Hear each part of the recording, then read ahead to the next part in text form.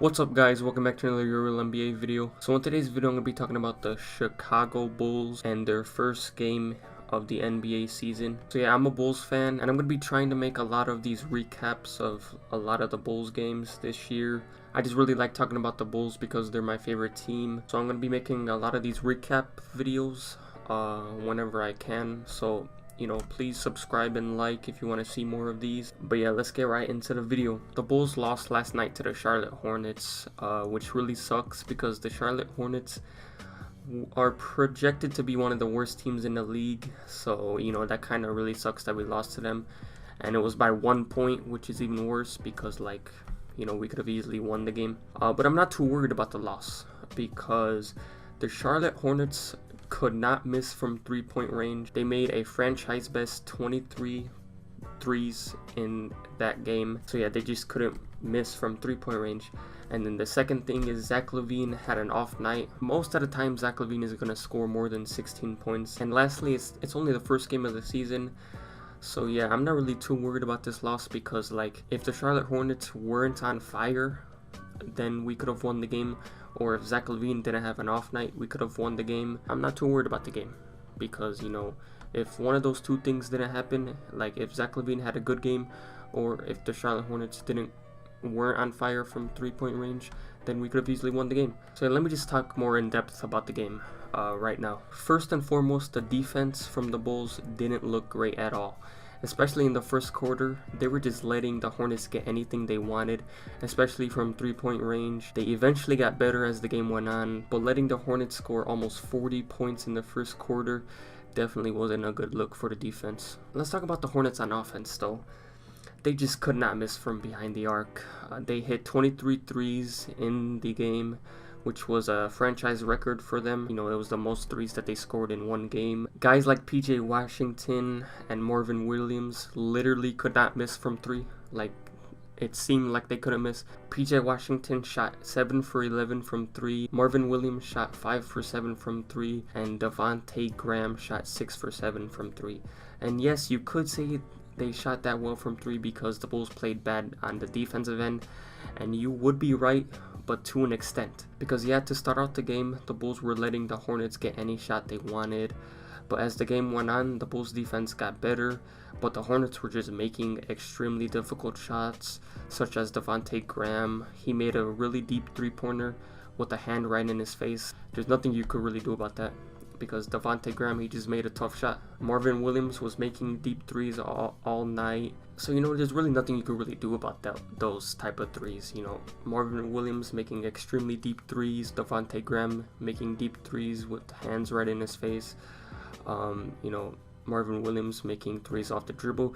There's really nothing you can do about those shots because, the Bulls played really good defense on those shots, but, sometimes players just make tough shots. But I do blame the Bulls for letting the Hornets get into a rhythm to start out the game because, as I said, in the first quarter, the Bulls defense was pretty trash. They were just letting the Hornets get wide open shots from the three-point range.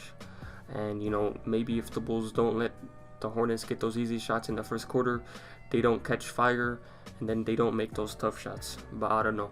But yeah, anyway, let's talk about the Bulls players. Wendell Carter Jr. had a great game. He had 12 points and 9 boards.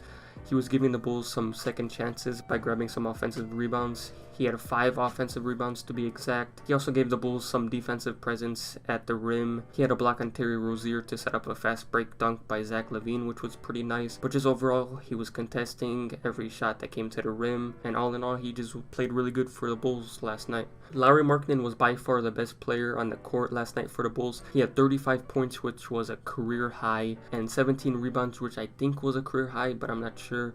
He was pretty efficient as well, shooting 52% from the field and 80% from the free throw line. He only made 1 3 out of 7 attempts, which was not that great.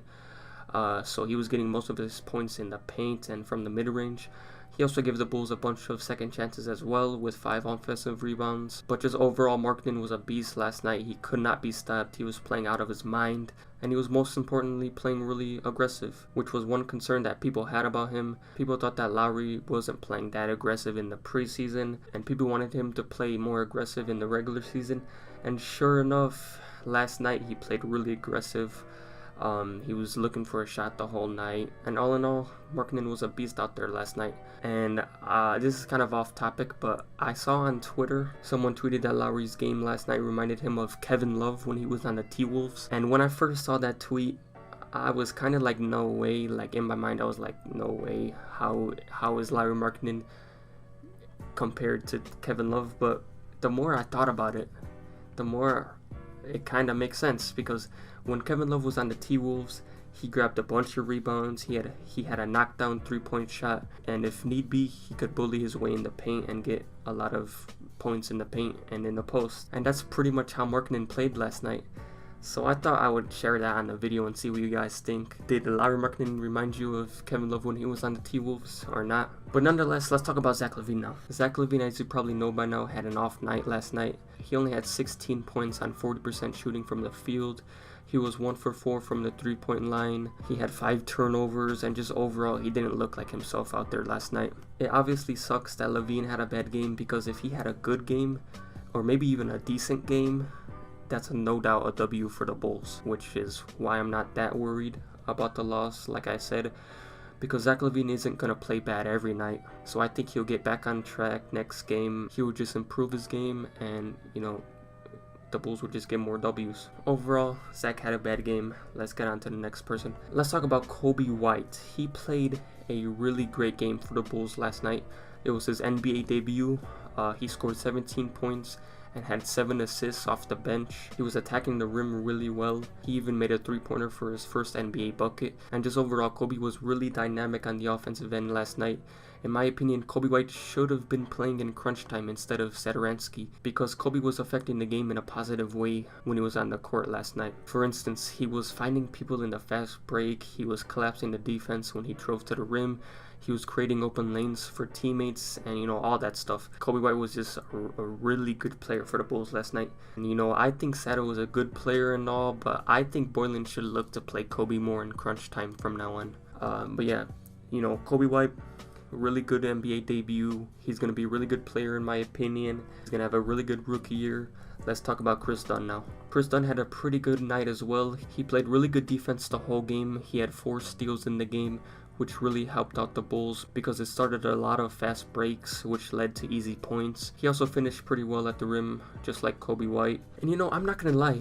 I originally wanted the Bulls to look to trade Chris Dunn at the trade deadline, but I mean, if he keeps up this energy on the defensive end throughout the season, maybe the Bulls should look to keep him. And Chris Dunn and Coby White are actually a good duo off the bench, because Chris Dunn is a good defender, Coby is a good scorer, and they're just a good, you know, duo off the bench. You know, maybe the Bulls should look to keep Chris Dunn because his defensive tenacity, you know, just really affects the Bulls in a positive way. Those are all the players that I wanted to talk about in depth. Now let me just talk about some players, you know, in a quick rundown. Thad Young, 17 points off the bench, which was great. Hopefully he can keep it up. Ryan Arcidiacono, he gave the Bulls some much needed energy off the bench. Otto Porter Jr., he didn't play that well. Hopefully he can improve. Luke Cornett, he played terrible, so hopefully he can also improve. And one last thing, why didn't Gafford play? I don't think he was injured. I don't know for sure, but I don't think he was injured. You know, honestly, I don't know why he didn't play. But in future games, I think he should definitely get some minutes in the rotation. Maybe he should take some of the minutes away from Cornett, because Cornett didn't really play that well.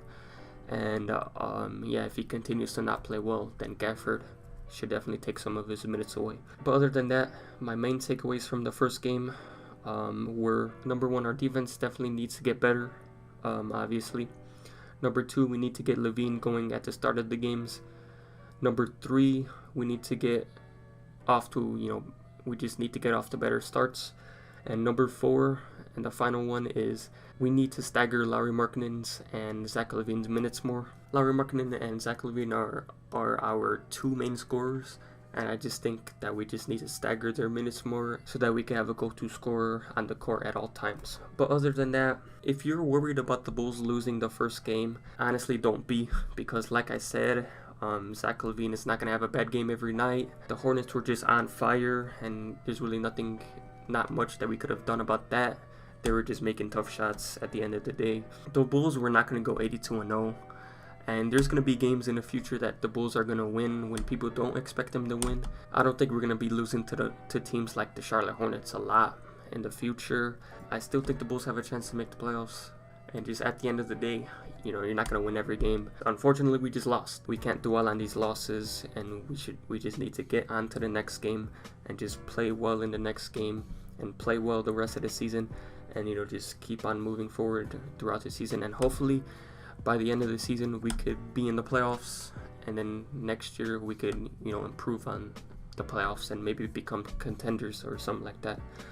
But yeah, that's gonna be all for the video. Hopefully you guys enjoyed. Please like, subscribe, comment, and share. Comment down below what you thought about this video, and I'll see you next time.